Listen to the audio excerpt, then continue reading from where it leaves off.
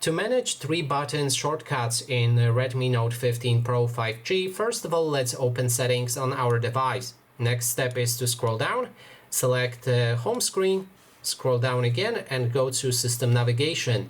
Inside we'll be able to find the shortcuts. As you can see, there's 3 of them, as there's 3 buttons.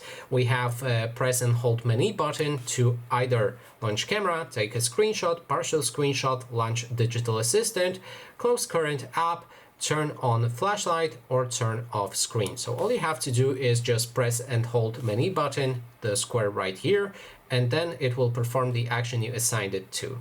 Then there's the press and hold home button, which is unique. You only get one or none of the shortcuts. This shortcut is called circle to search. I will cover it in a moment. Let's move to the press and hold back button, this arrow right here. You can do the same thing, assign any shortcut you like to that button and then just hold it to call it out the same way as with the menu button.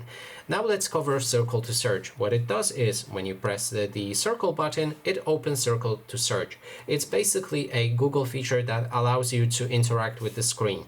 So for example, you're reading a website that is in the different language. You can click on the translate option and then translate that website from your own language, which is automatically detected from their own language for that website that is automatically detected into the language that you want right here. Then there's also options to use the sound detection. It will detect the music and probably provide you with the name of that song.